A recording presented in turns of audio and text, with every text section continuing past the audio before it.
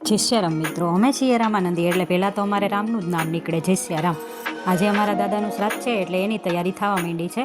એટલે મેં મસ્ત મજાની ખીર બનાવી નાખી છે. ત્યારબાદ સંભારો વઘાર્યો ને પછી શાક સુધારીને મસ્ત મજાનો શાકનો વઘાર કરીને શાક બનાવ્યું. પછી મારા દેરાણીએ છે ને મને લોટ બાંધી દીધો. જો લોટનો પિંડો બંધાઈ ગયો છે ને હવે બનાવી છે ચટણી. એટલે મેં ચટણી બનાવી નાખી.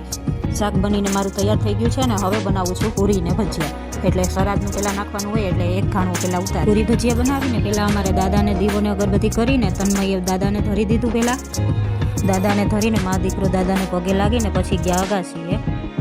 શ્રાદ્ધની ડીશ તૈયાર કરીને અમે મા દીકરો અગાસીએ પહોંચી ગયા. પછી દાદાને બોલાવીને તન્મયે તેને શ્રાદ્ધ નાખી દીધું. જો કાગડા તો અગાસી ઉપર જ છે પણ અમે છીએ ત્યાં સુધી તો એ નીચે નહીં જ ઉતરે. જો અમે મા દીકરો નીચે ઉતરતા હતા ત્યાં જ કબૂતર આવી ગયા પણ કાગડો ક્યારે આવશે હજી બધાને જમાડવાનું બાકી હતું એટલે ઉતાવળ હતી. એટલે હું નીચે ઉતરીને બધાની થાળી કરવા માંડી.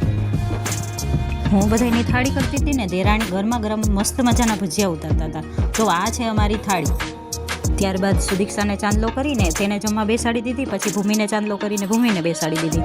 ત્યારબાદ ઉર્વીને ચાંદલો કરીને ઉર્વીને બેસાડી દીધી ને પછી વારા બધી ગોયણીઓને ચાંદલો કરીને જમવા બેસાડી દીધા. આ નાની નાની બાળાઓ મસ્ત મજાનું જમે છે ને આ લોકોને જમાડીને મને તો ખૂબ જ આનંદ થાય છે. આ નાની બાળાઓ એક માતાજીનું સ્વરૂપ કહેવાય.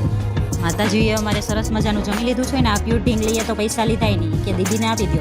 પછી મેં 3 બ્રાહ્મણને જમવાનું કીધું હતું એ લોકો આવી ગયા એટલે એ લોકોને જમવા આપી દીધું.